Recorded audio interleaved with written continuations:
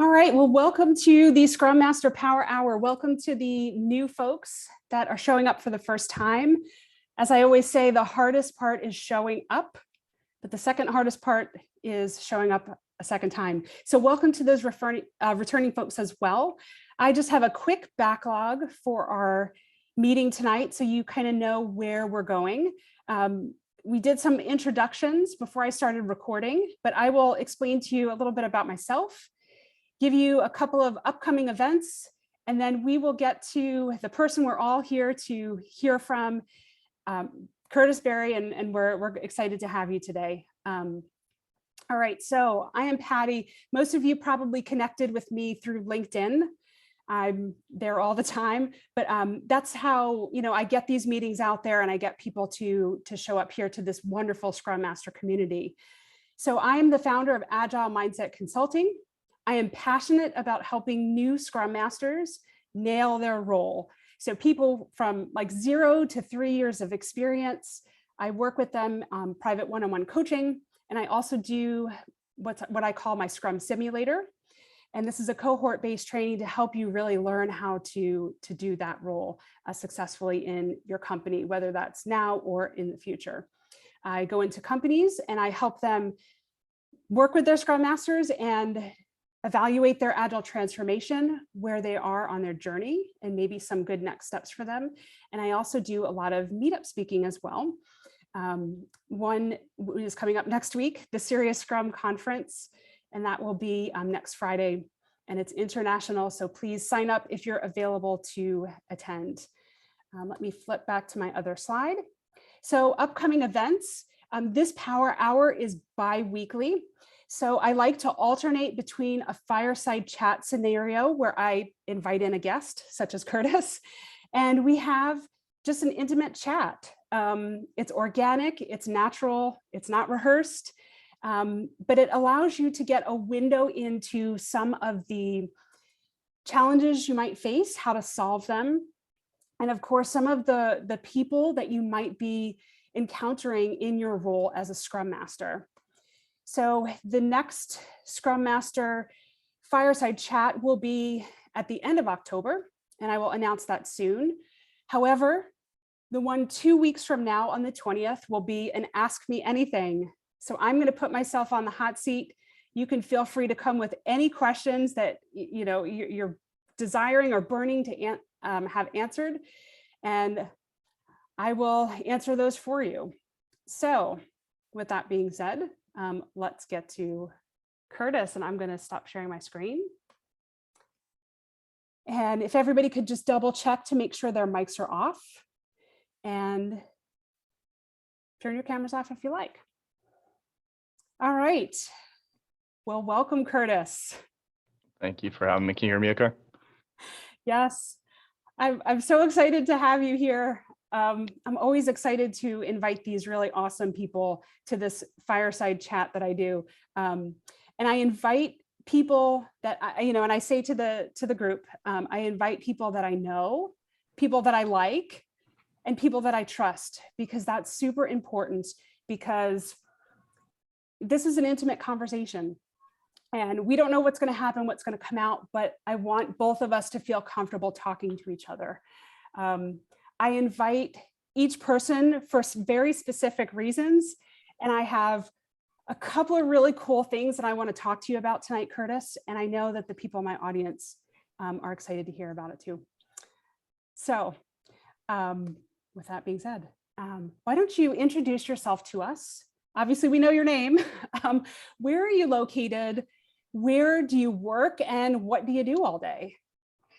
All right. Yeah. So I am in Carlsbad, California, which is, if you're not familiar with the area, it's like San Diego, like North County, San Diego.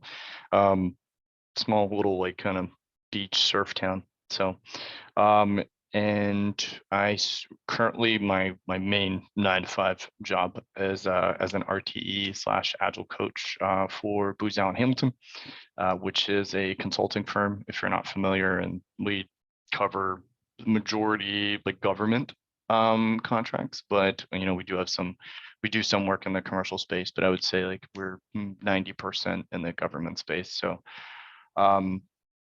I've been here for a couple of years, almost 4 years, supporting as a Scrum Master at first, and then working my way up to kind of becoming an RTE and an Agile coach, and just kind of an Agile SME for a lot of our project controls type roles, which is kind of the bread and butter what we do in contracting, right? Like you think like cost analysis and schedule analysis, like all the different the programmatic things that go hand in hand with supporting the government, and kind of helping educate them on what Agile is and how we can kind of cater some of those processes that they're used to in a more so in an Agile manner.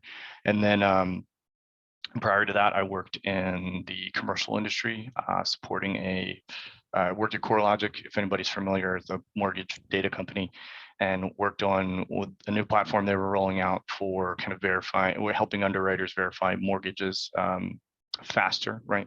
Reducing the time to close from like that 30 to 45 day range to like 20 days by automating a lot of the things that an underwriter has to do in order to get a loan out the door.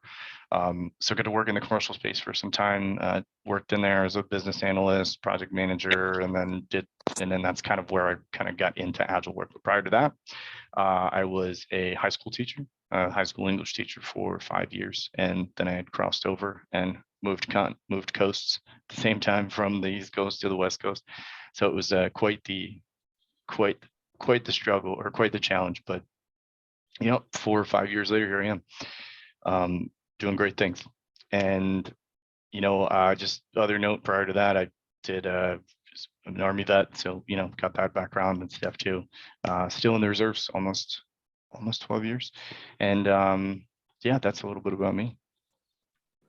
That's an amazing history. And some of the things you touched upon are exactly the reasons that I wanted to invite you here today. I do have my list of kind of general questions and things that I want to follow. But as I mentioned, we may take twists and turns in this conversation that, neither one of us expect. I'm excited that you are working in the government space, because you're out there on LinkedIn, you're out there talking to people in the Agile community. I don't run across a lot of people that work in the government space. So I'm really excited for you to talk to us a little bit about that. And we will get into scaling Agile and SAFe and things later on in the conversation. But I'm excited to hear about how the government is kind of using Agile to become as efficient as it possibly can, right? There's a lot of bureaucracy, but not to pick on the government, like the big banks are the same way, which is, where I came from before this. So there's that. But what I want to back up and have you talk a little bit about is how you transitioned from being a teacher to, obviously this has been a couple of roles since then, but I have a lot of transitioning teachers in my audience. I have a lot of people that are looking to shift careers. Can you give us some advice or tips about how you made that happen? I would say that honestly, because this was 2017, so it was kind of prior to to LinkedIn being used as like the movement it is now. So I've seen networking pay dividends for a lot of folks recently, but back then it was a little bit more. It wasn't as friendly and open, but I was able to make some really good connections via LinkedIn. Found a lot of great jobs that I started to apply to. Got turned down a ton, like an absolute ton, and learned from each of those. I would do, for every role I would get rejected for, I would just kind of keep going back to the recruiter, be like, what could I work on? What could I work on? What could I work on? And then, now I've kind of being on the other side, I've learned that a lot of the times it's the recruiters don't necessarily have the context that you think they do, right? They're looking for certain things that, the hiring managers are telling them, hey, you need to look for, they need to have this certification or this skill, but doesn't have this buzzword in their resume. So learning that first, right? Like, what are all those buzzwords that are going to get you kind of picked or sifted through the pile? That was helpful. And then I would honestly just going through as many of these interviews. There's a couple interviews that came along with case studies. So I learned a lot from those case studies, and then learned how to shift the lingo in my resume, and then one of the big things that also helped me too, because originally like I was aspiring to go into project management. That's what I wanted, like kind of looking at the industry. I'm like, oh, I want to do that. So that was where my focus was first. So, I picked up the PMP and like started studying for that. And that really helped kind of shape the lingo that I used in my resumes. And after a while, continuous iteration of a resume and numerous rejections and feedback from those, I was finally like able to just kind of crack through the door and just start getting interviews and positive traction. And then I get really lucky because at the same time, like I said, we were moving from the East Coast to the West Coast. So I had landed a job on the West Coast as a business analyst, like, like making more than what I anticipated I would make. And it just kind of like the pieces fell into place in that role. And then I knew like once I got in there, I wasn't gonna fail. I was gonna figure it out. And the thing I learned the most transitioning was, you think that there's these experts, there's this grass that's greener on the other side, and it's just not the case. Everybody's still learning, and everybody is the same amount as confused as everyone else. So that was helpful, especially now coming over and then having been able to like advance rather, relatively quickly, even compared to peers that have been doing this for years. So that's been what's helped me. But I would say that the networking, even now it's way more helpful on LinkedIn, but back then, just cold email or cold messaging, cold emailing, cold calling, and until you finally get somebody to pick up the phone and answer some of your questions. It was very humbling. I could remember there was one time I did this case study for this company in DC. It was a smaller kind of consulting firm, and I thought I really had this one nailed, right? Had like a really good networking comment, went in for the case study, and spent all night doing this case study. Like it was a bunch of Excel sheets and having to do this like business analysis, looking at trends and whatnot, and identifying that. I thought it did this awesome job. It took me to 7 a.m, so like overnight, and then I had to go in and so like no sleep that night, went in to teach.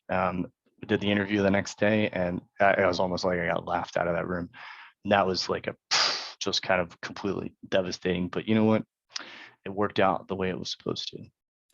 It is humbling because I went through the same thing, and it's almost like you have to just get your foot in the door, and you have to be persistent and develop a thick skin and just keep going and going and going. And I think it's easier said than done. But one of the things that I really liked that you said is you started out as a BA. And something that I like to always say to people is that Scrum Master may not be your next step, and that's okay. There may be some other steps in between, but you'll get there. And if you do what you said, like put your head down and really learn and build your skills, you can get there faster than you think. So you don't have to sit there, if BA is not your ultimate goal, you don't have to sit there for 5 years. You're there for a year, and then you jump to something else, and then you jump to something else, and you just like keep going. Months. Exactly, or 6 months, whatever it is, right?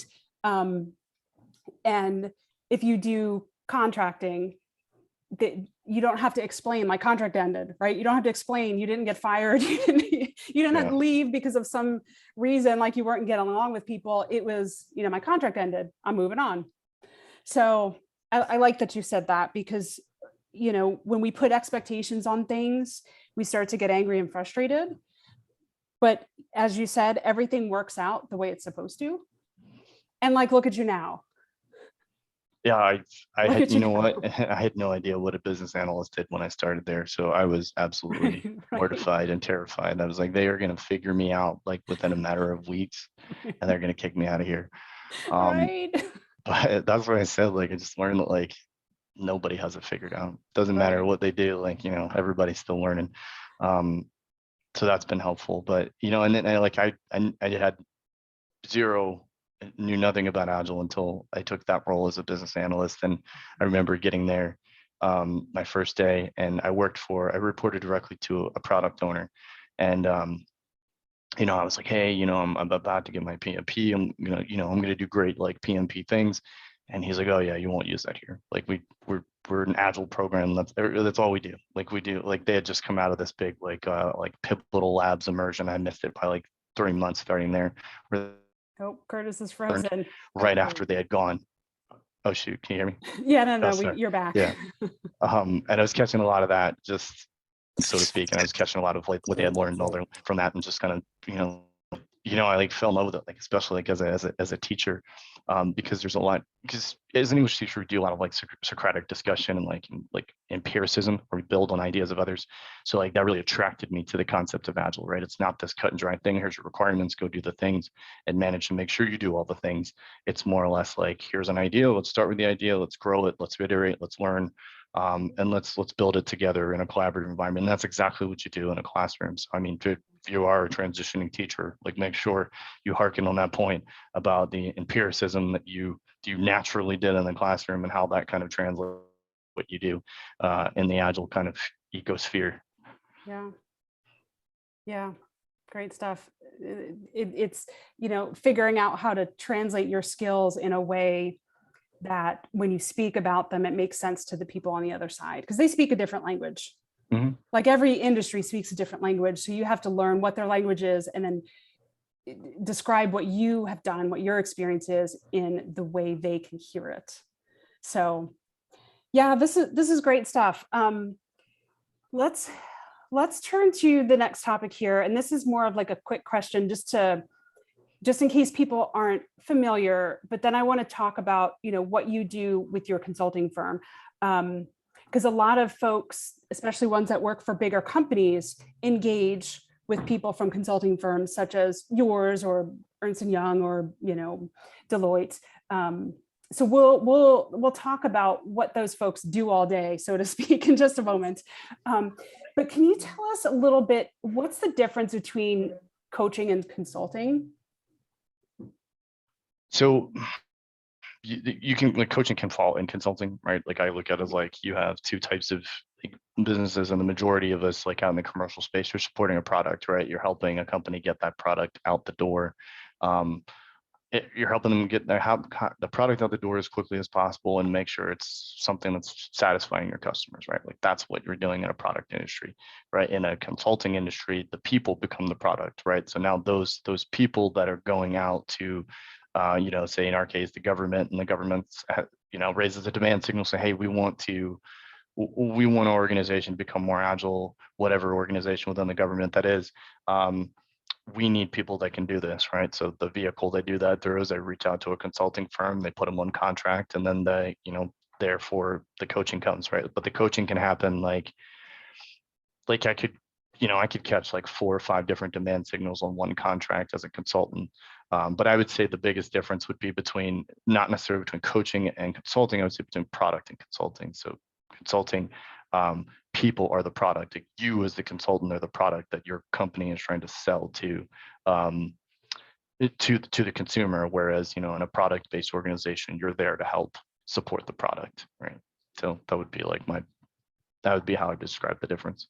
So when a company hires a firm like yours to assist with agile transformation or adoption, whatever term people use for it, what is it like on your side of the fence? Right? Because we meaning like the Scrum Masters, the Agile coach, the existing people in the organization see these folks come in, right? And they do their stuff. But what does it look like from your perspective is going on? So you're asking, let me rephrase. So sure. I went blank on me there for a second. So like as a consultant, like what are you seeing from that side? So you come in, it really depends on the situation, depends on the organization. I would say like in a lot of like the government spaces, just try not to specify for sake of NDAs and stuff, but there's a lot of like, you had even alluded to it, like a lot of bureaucracy, a lot of slow moving pieces, right? And my thought process is you can only move as fast as the money flows, right? And I'm sure you've seen that in banking too, right? So like you have these funding, the funding that's tied from year to year for these giant large contracts that span year to year. So you can really only capture so much in a statement of work without being too finite and too prescriptive, right? So so what I see mainly is a lot of slow moving process, right? Like it's going to take a lot of work on the funding from how that funding comes down in order for you to see like real change be affected. But what we can do in the meantime is educate them on what the benefit is and try to like inspire sort of like a bottom up type of movement. And that's really the best that we can do in our position, because we don't control how the money comes down, right? And the money comes down in a certain way, and it has to be planned for in a certain way, and the spending has to be allocated. And there's a lot of things that we have no control over, right? Our clients don't have any control over it. It could be 2 levels above them. So we're working within the confines of what we have and trying to inspire like a bottom up movement there, so to speak. And there's some organizations in the government that are doing like a lot better with that, right? But they're all different entities, right? You know, we throw them all under one big umbrella and say it's the government, but they're all realistically different entities, and they can make things happen at a different speed depending on how engaged their leadership gets. Yeah. And I would say like the other thing too is that you just got so few people doing so many things. And obviously we know in an agile environment, like we want dedicated product owners, we want dedicated team members. Then that's a hard sell for folks in the government. They're like, why would I pay one person to do one thing when I could pay them to do 20 things? And ultimately, like that doesn't necessarily get you the most bang for your buck. And it's trying to get them to understand that, right? That you're going to, if you refine how you work and you maximize your flow and your throughput, you're actually going to get more done in the end of the day, instead of all this context switching between different tasks. Yeah. And that, you know, always ask that question every training, like, if you take on 10 tasks today, you're going to get any of them done? And you'll just get a bunch of blank stares in the room. And but that's really what it is. And they're trying to spread too few people too thin. Yeah. And that would be like my biggest observation, I think. Yeah. And it's hard to get people to change. Yeah. That's an understatement.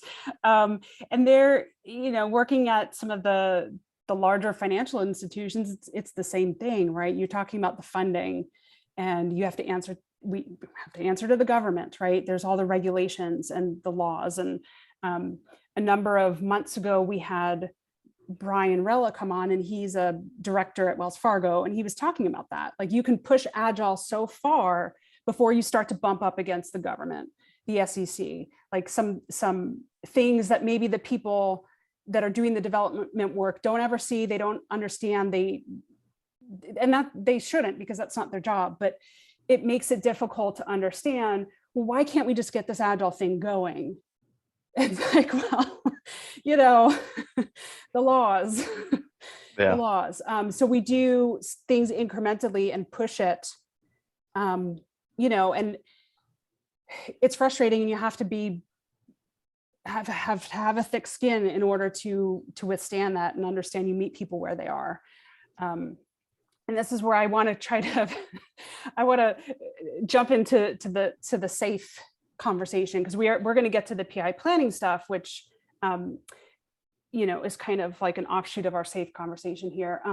So scaled Agile framework, it's one of the choices for a company to scale Agile or scale Scrum.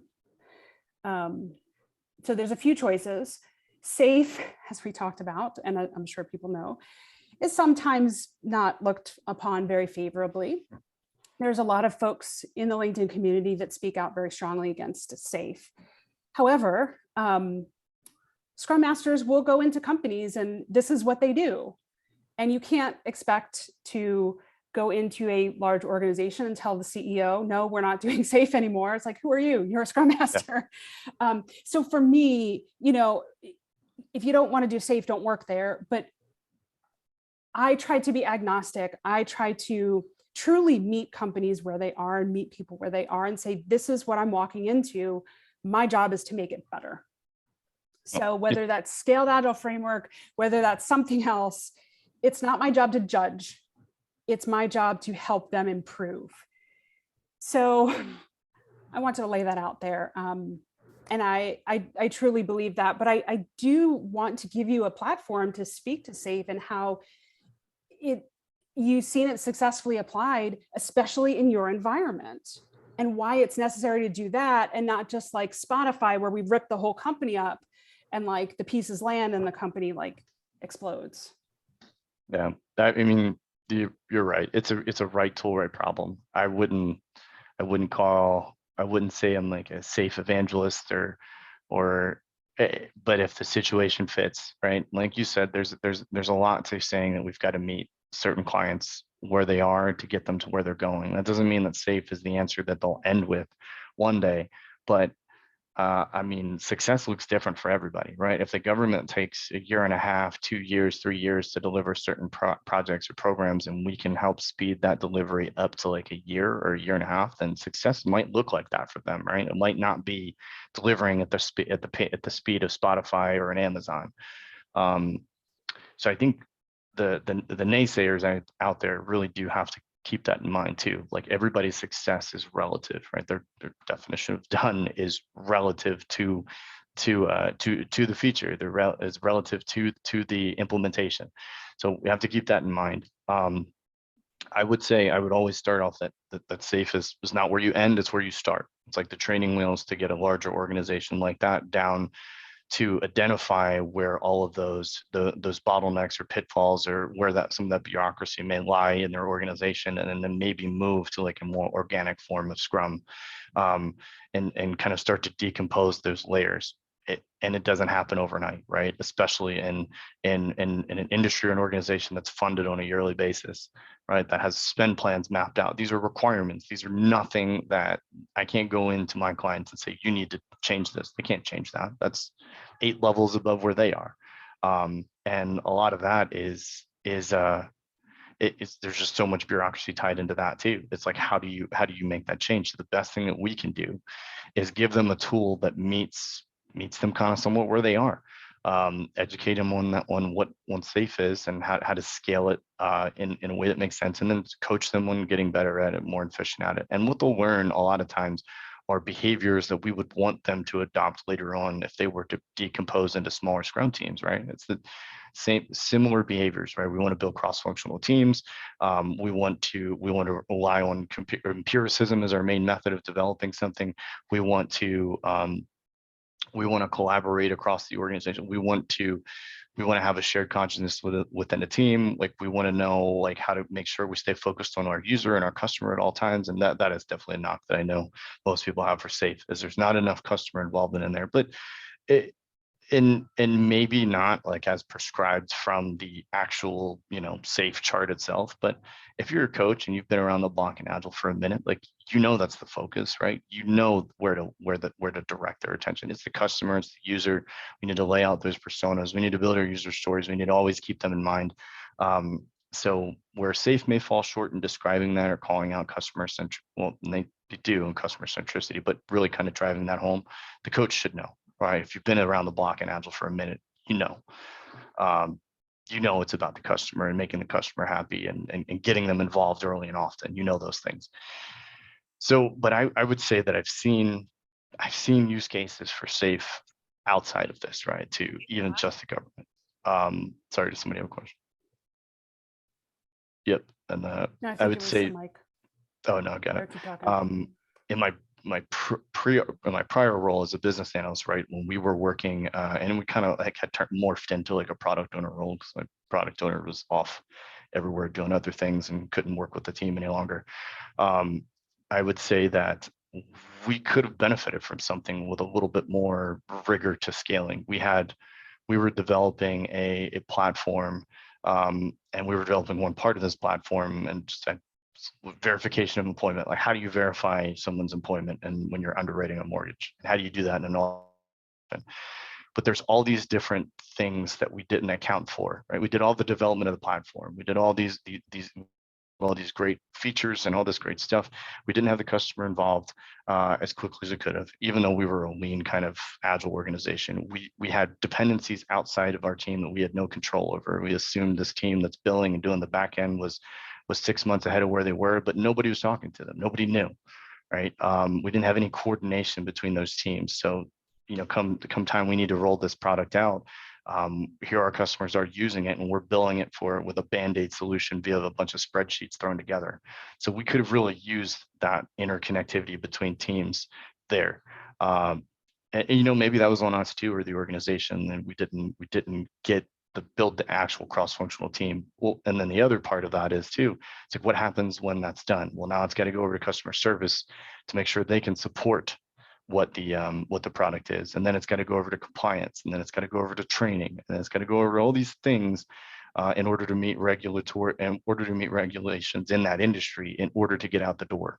And our team didn't cover any of that. So we could have benefited from that sort of rigor and seeing those dependencies across those different teams. So I would say I've seen use cases where it could have been applicable. And then, you know, in the government, we're doing well at it. I wouldn't say that we've gotten to where we're going, but like we're getting better. You know, we're in our 9th program increment for this one client. So like we've done this numerous times, and we are getting better. We're getting more efficient. Like they're learning what to do. They're learning what the ceremonies really are for, and we're picking things to kind of work on with them over time, right? And I will lean on safe as much as possible, but I also know that one thing that I will always kind of harp on is, are we keeping our customers in mind as we go through and we develop our solutions and so on and so forth. But yeah, I think I rambled there for a bit, but. Oh, no, it was good. I mean, it's good to hear that, because, and as I mentioned to you before, like I wanted you to speak about this because there is a lot of negativity. There's negativity against Scrum. There's negativity against everything out there, right? And especially when you're newer and you have all these voices on LinkedIn speaking at you, you want to make sure you hear all sides of the argument. And sometimes that structure is necessary. Yeah, and to Hannah's question, I think that's the biggest one. I wish she posed a question in the chat. I think that's the biggest gripe that I've seen thus far. And I think the other part of it too is it's just heavy and prescriptive, and it doesn't feel like it could be flexible enough to you know, harken back to meet changing requirements quickly, as quickly as possible. So I would say be the biggest knocks that I've heard on it. You know, and to your point, you can start there because people need to get something like going, and they just need something to get going. And if it starts to feel restrictive, just like the Scrum framework, if it starts to feel restrictive, then you can always change. Mm-hmm. But when you have these big, complex organizations with all this bureaucracy, that you got to get them to move somehow. Sometimes they might need another step before, like I said, you blow up the whole company and say, we're going to be Spotify, and just throw it up in the air, and there we go. But it's very important to meet your client, or, you know, whomever it is you're working with, where they are. And I truly believe that. Every context is different, right? Like I could throw my son on a bike without any training and he would be fine, right? But my daughter, completely different story. She needed training wheels for years before she was able to actually ride a bike. So every client, every customer, every implementation is different. Yes. Okay, well, let's shift into PI planning, because I know that's a really great topic. I know I have some Scrum Master clients who, you know, this is their first job, and they started, and in like 2 weeks, it's like, oh, PI planning, go run it. And they're like, wait, what? I don't even know the acronyms yet, right? So it can be overwhelming. It's a lot to coordinate. Can you first, before we get into like how to do it, can you explain a little bit high level, like what is PI planning? So program increment, it's like the heartbeat of an Agile release train, right? It's like what gets it's the station that gets the train, everybody on the train before it takes off and departs the train station, Penn Station, whatever you insert your train station here. But whatever, before it gets the train on the tracks, like you get everyone together, you make sure everyone is on the same page, everyone is going that same direction, that their ticket matches where they're going, right? And that's really what the event is. It's like a 2 to 3 day event. I would say 3-day event, definitely at first, because it takes a while to kind of learn it and to make sure that you have, and make sure your teams understand the concept too. And eventually after time, always have to be this big grand 3-day event too.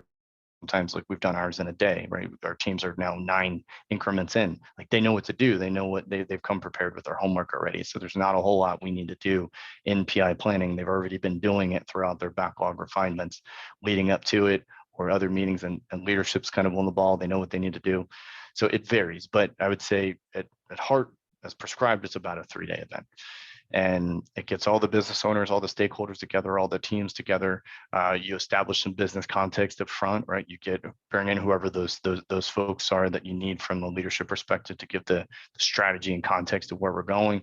From an architecture standpoint, let's bring in the folk to speak to what the architecture is, the system that we're going to use, and how we're going to work within the confines of what we have, and then really it's kind of mapping out teams and where we try to ingrain that self-organization concept on it. Here's all the objectives. Here's the features that we want to look at, or that leadership wants us to look at for this particular increment, and who's going to be best within our art to be able to support those. We may have people that were on one team, one PI come into the next PI and be like, you know what, I think I can help more over there.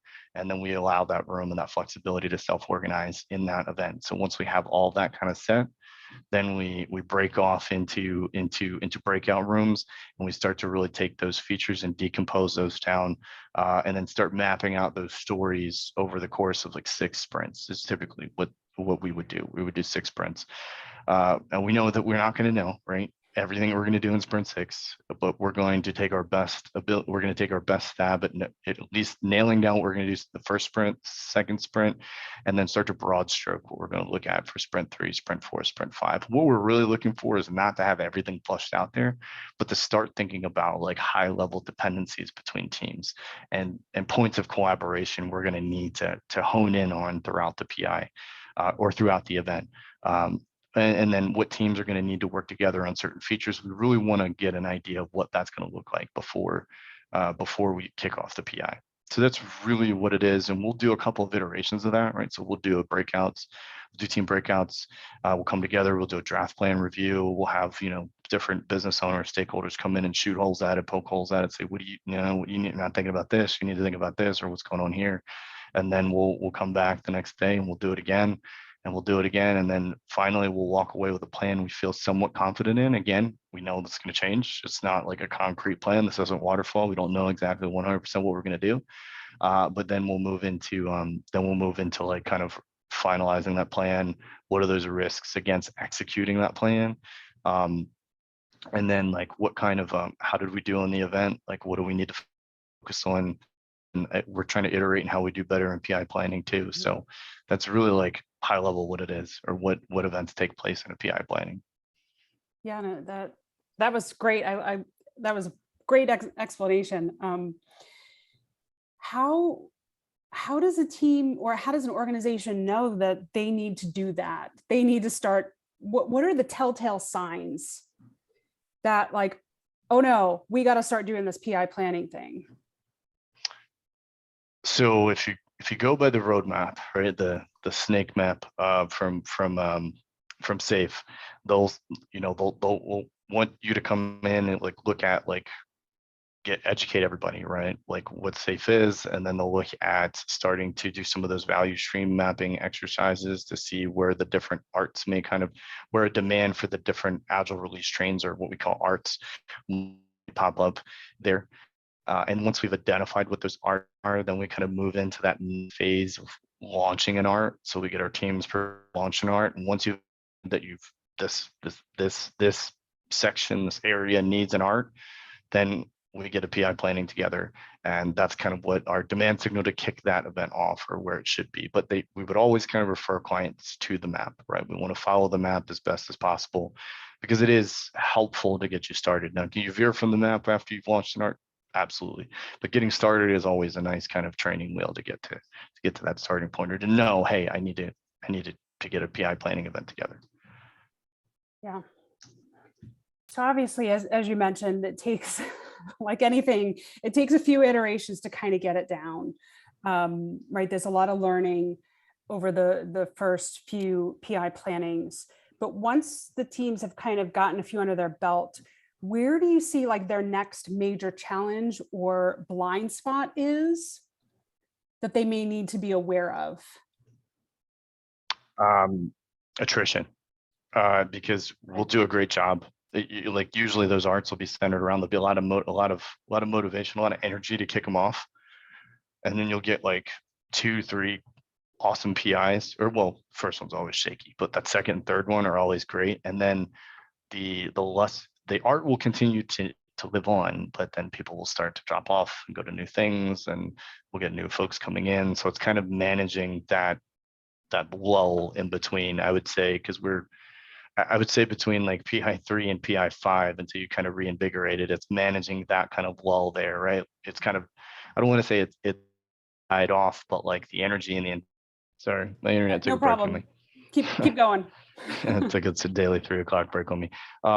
So no, I would say that managing that lull after that third PI, between that and like PI 5, like getting everybody that's new to the art like spun up on what to do. You may have simplified your PI planning after those first 2 or 3, but then you may have to get another big 3-day one on the books, because you got a lot of new folks and you've got to kind of go through the process all over again and retraining. So it's probably good to kind of don't assume that everybody knows what they're doing. Don't make that assumption, right? Make sure that, as you have new folks come on and on board, you have a plan to kind of get them the training that they need to kind of run with you, right? Because that's what'll happen is if you don't have a plan for that, getting those new folks on, you're going to have to continue to do elaborate PI events each. And even then, like there's some context that folks are missing or they don't understand terms. So have a plan when for attrition in that environment, because you'll get every in that first program increment, and they'll probably hang around for program increment 2, maybe even 3. But after that, things will start to change. And how do you adapt and make sure everybody's up to speed? Right. And that's actually a good point, because companies do deal with that, especially like if they have contractors, but also like we talked about in the beginning, like people just, I don't like to use the word job hop, but that's what people do nowadays, right? They work somewhere for a year, gain some skills, then they go somewhere else, work there for maybe a year or so. And I think that's becoming more the norm. Whereas in the past, you used to stay somewhere for 5 years, 7 years, 10 years, right? Or forever. So those are definitely things that are disruptive, not only at the team level, but like exactly what you're talking about on the overall program increment level. So for Scrum Masters, if you can give them maybe like 3 things to keep their eyes on, right? As they see the 3 or the 4 or 5 approaching, like what are the things that they need to be planning for to make sure that they do to avoid having all of this? I would say have an onboarding mechanism for your art. Like make sure that like you know the new folks that are coming on your team, replacing folks who's leaving, and make sure that you have maybe you do quarterly training, maybe you try to do it right before the next PI event, but have some way, shape, or form to make sure they get what they need going into the event.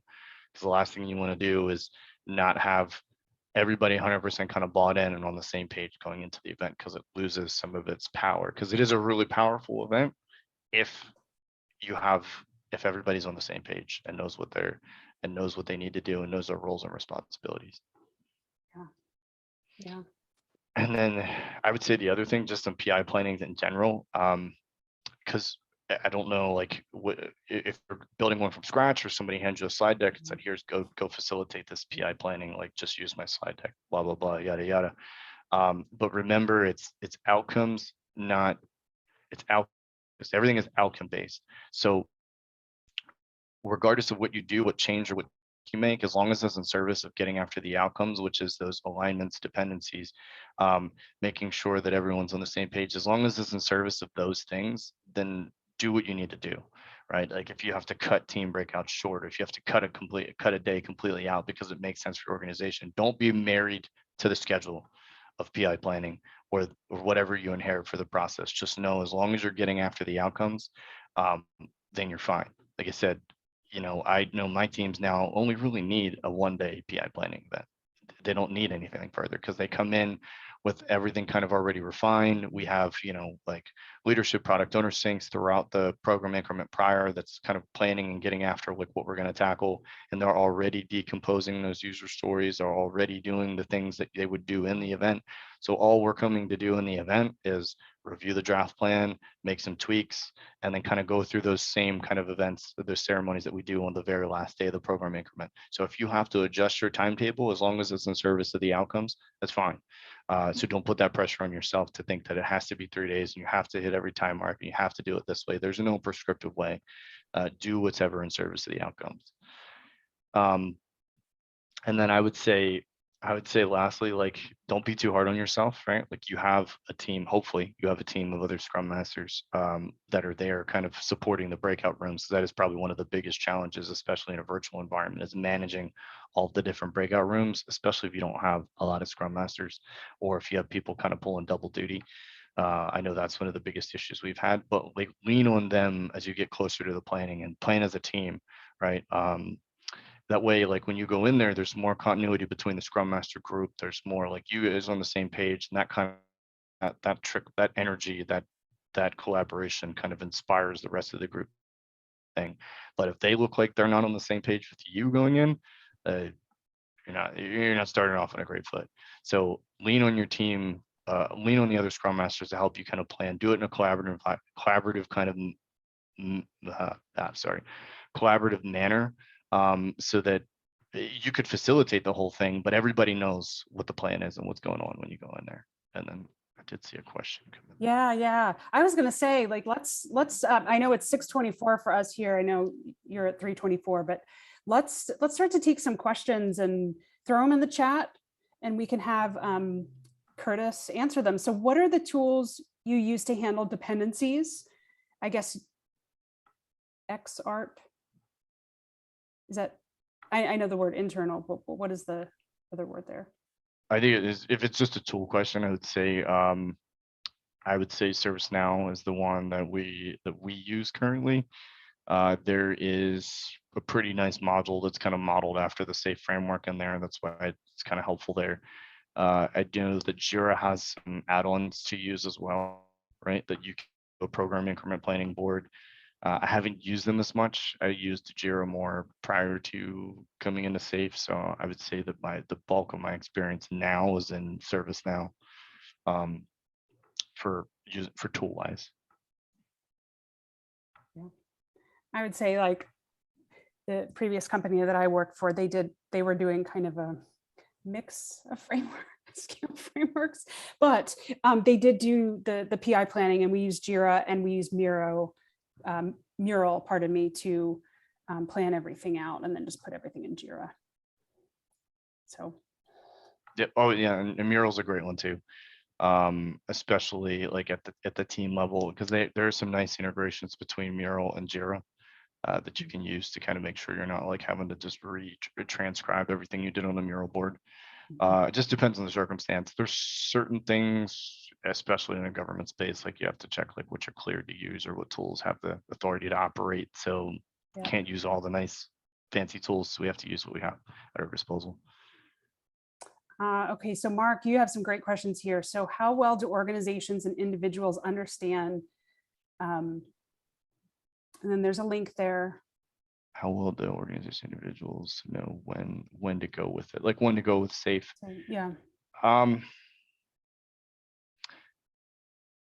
I would say that more oftentimes than not, they already have like a notion of what they want to use before they come to us. So it's not like we're getting to make recommendation that we would like. So they come in and are like, hey, that we would like you to help with our SAFe implementation, not necessarily like, what is the best framework for me to use? Right. Yeah, and I saw your other point, Ashley. Yeah, kind of the same thing, that many of the sectors are siloed, very resistant to the idea of teams and agile. I have dealt with this, but I would tell you that the biggest thing that's helped them kind of open up is just like, right, like just continuing to demonstrate, because I think a lot of times what looks like, and I threw this quote up on LinkedIn, it looks like resistance is often a lack of clarity. They just don't know they're scared, right? It's new, it's change, and change is scary. So sometimes what looks like pushback is they just don't understand. And I've been on a lot of phone calls with a lot of folks that may seem a little abrasive at first, but if you just start to kind of peel away at those layers and figure out like what really is the underlying reason why you don't like this or this doesn't feel right for you, a lot of times you will have some breakthroughs there. Something, not every time, but sometimes you'll have those breakthroughs as you go through that kind of journey with them. But you can't be afraid to pull back the layers just because of the stigma that's associated with those silos and those organizations. Because most of the time it's just lack of clarity, right? They're just confused, or they've heard it in multiple ways, or they've heard a bunch of buzzwords, and they've already made their opinion, and it's just re-educating on their opinion. I had one a couple weeks ago. It's like we did it was kind of a resistant, it was an ITSM kind of ITIL mindset. And then we went through and we did the leading safe training with him. And it was a workshop with a bunch of other folks. And then he came out and he officially said, I've drank the Kool-Aid. I'm in. How can I help? So you'll have those breakthroughs from time to time, but you can't let their demeanor at first stop you. You just got to keep kind of pushing through to peel those layers. They're all just a bunch of Shreks. There's onions and layers to pull apart in there. Yes, and I've often said, as a Scrum Master, one of the hardest jobs is you have to build relationships with everybody. And what I mean by that is whether they like you, whether they don't like you, whether they come off abrasive, right? You obviously don't want to be in like abusive, toxic environments, right? That's not what we're talking about here. It's just, I've had people that push back on me, and even like I'm running one of the Scrum events and they will just push back on me, and I got to stay calm and then understand that they're just scared. I mean, that's the underlying root of it all. People are scared of change. They don't know what it means for them. People constantly live in fear of getting fired from their job, whether that's like just in their head or not. I mean, I don't know, but people live in this state of fear all the time. And the sooner you can understand that that's kind of where they speak and act from, and if you can just get to know them as people, you can realize what's underneath all of it and then start to coach them there. It's almost like they're children, right? They're just big children. Just, as you were talking about that, because you're a teacher. So why didn't I just say that? It's the same as dealing with, I taught middle school. It's the same as dealing with 3-year-olds, or it's the same thing. It's just adults are bigger people and they think they know everything and they have the ability to reason. Yeah. And that's really what it is. I mean, if you have, if any of you are former teachers, right, like you have the experience of knowing how to stand in the storm and weather that situation, and the same thing with adults, as long as every interaction, and you'd mentioned that every relationship's different, as long as every interaction, every facilitation you do is in service of the outcomes, and you're gonna be fine, right? Like, I've had to become more stern in some settings, like, hey, like, we're solutioning right now. This isn't the venue for that. Let's take this offline. And like, especially like in a role as a contractor or a consultant, right? Like, that's like, it's just not something you typically do, right? You don't tell your client like, hey, like, be quiet, like, let's save that for the end. But it's in service of the outcomes, and that would always be my defense. It's like, we are here for an outcome and a goal and an objective. I am here to facilitate that goal or objective, and that's what I'm here for. I'm not here to please everybody here. I'm here for that. And the same thing, like with students in your classroom, I'm here to help learn. I'm here to help educate you. I'm not here to be your friend. Mm-hmm. Yeah. And you have to like actually believe that, right, as you're speaking it. Yeah. And I think that's another level, right?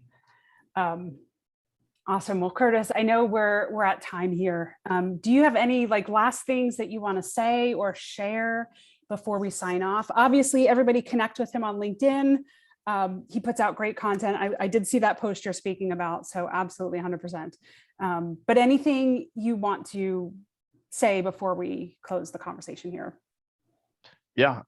No, I'd say the same thing, like reach out, like follow, take a look at my content. If you like it, engage with it. I have started my own kind of practice with permission of my employers. That's all. So it's legit. Of course. So I do like commercial sector, like coaching and training for SAFe, and trying to expand that out a little bit more over time. But if you come across any demand signal for that, like if you like what I'm about, then feel free to reach out or check it out. It's slevenlabs.com, named after the movie Lucky Number Slevin, if you remember that one from back in the day. It's a pretty good one. But yeah, no, that's it. Thanks for having me. So are you saying that you can come into companies and train them in SAFe? Is that, am I hearing that correctly? Okay. Yes, that's correct. Yeah.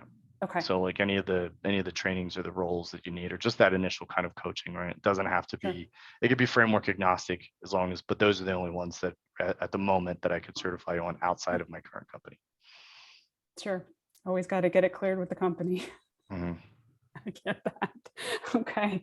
Well, thank you so much for your time. This has been wonderful. I will clean up the recording and I will be emailing it out with my newsletter on Monday. So look for that. You know, and Curtis, you can promote it, and, you know, it's yours, it's your artifact, so you can promote it and do whatever you'd like with it. But yeah, this was great. This is great. Thank you so much for your time, and I'll see you on LinkedIn. Cool. Thanks, everyone. Thank you. Bye-bye.